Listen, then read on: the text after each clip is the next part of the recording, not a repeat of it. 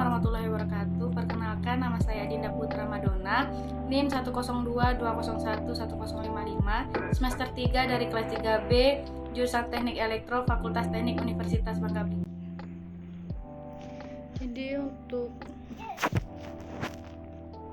Jadi untuk presentasi kali ini materi tentang fungsi waktu dan impedansi.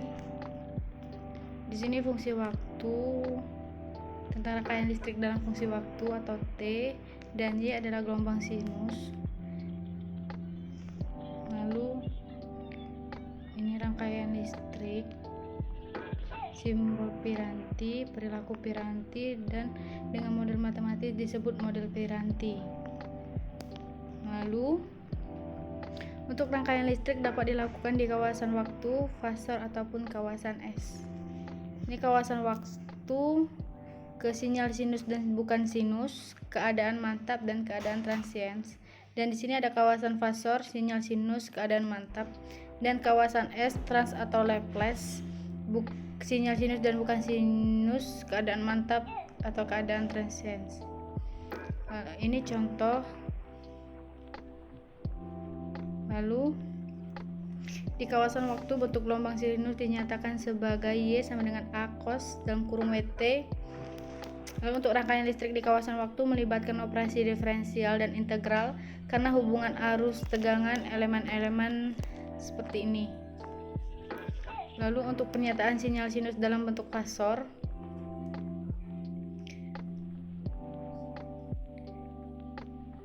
sinyal sinus di kawasan waktu mengingat relasi Eulers, fungsi ini bisa dipandang sebagai bagian real dari suatu bilangan kompleks, sehingga dapat dituliskan dalam bentuk V sama dengan RE dalam kurung V sama dengan RE dalam kurung AE.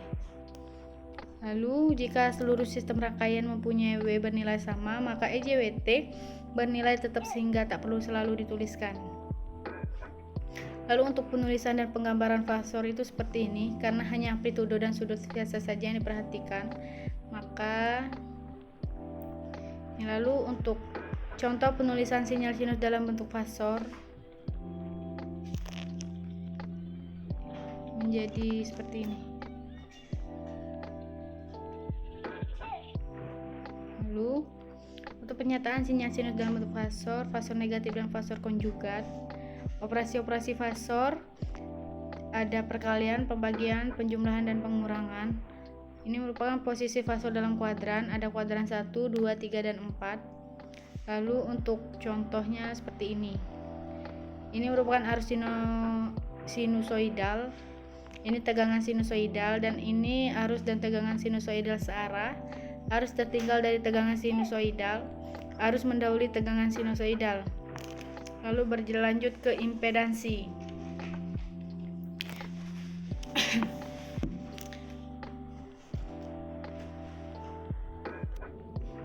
Dan impedansi, sedikit saya akan jelaskan apa itu impedansi.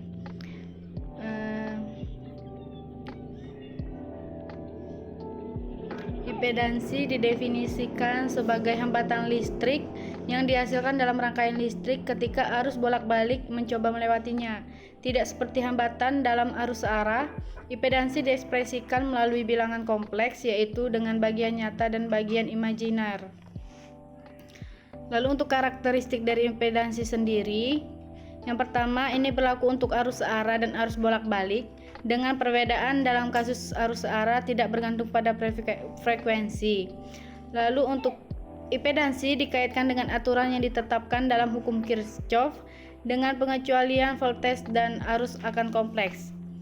Lalu yang ketiga ini didefinisikan sebagai nilai hasil bagi antara fasor, tegangan, dan arus masing-masing. Lalu kemungkinan juga untuk menyatakan sebagai jumlah dari bagian nyata dan bagian imajiner, yaitu dalam bentuk binomial. Arus A didefinisikan sebagai berbanding terbalik dengan impedansi. Kemudian dimungkinkan untuk mewakilinya di bidang yang kompleks. Bidang ini dikenal sebagai diagram Fresnel. Untuk diantara berbagai jenis impedansi sendiri adalah yang pertama impedansi kapasitif. Jenis ini terkait dengan resistansi yang diberikan pada perubahan arus dalam kapasitor yang dikaitkan dengan bagian imajinernya. Ketika reaktansi kapasitif lebih besar dari reaktansi induktif, rangkaian dikatakan memiliki kondisi ini. Lalu yang kedua adalah impedansi induktif. Untuk impedansi induktif, ini terkait dengan resistansi yang diberikan pada perubahan arus dalam koil yang dikaitkan dengan bagian imajinernya. Ketika reaktansi induktif lebih besar dari reaktansi kapasitif, rangkaian dikatakan memiliki kondisi ini. Lalu yang ketiga yaitu impedansi resistif. Ini adalah kasus khas yang rangkaian arus searah di mana tidak ada reaktansi, yaitu ada fase 0. Lalu impedansi ekivalen. Impedansi ekivalen didefinisikan sebagai rangkaian ekivalen yang mewakili setiap sirkuit dengan elemen yang berbeda. Lalu untuk impedansi akustik ini dikenal sebagai hambatan yang terjadi pada rambatan gelombang suara pada media tertentu. Untuk menghitung impedansi dalam rangkaian listrik, konsep yang sama yang ada dalam hukum Ohm dapat digunakan, yaitu seri atau paralel ekuivalen dapat dihitung dengan cara yang sama seperti yang dihitung untuk sirkuit arus searah konvensional. Demikian pula hukum Kirchhoff juga dipenuhi, dan jika ada beberapa generator, satu diambil sebagai fase referensi. Lalu untuk impedansi dapat diukur secara eksperimental di berbagai perangkat melalui instrumen yang disebut multimeter.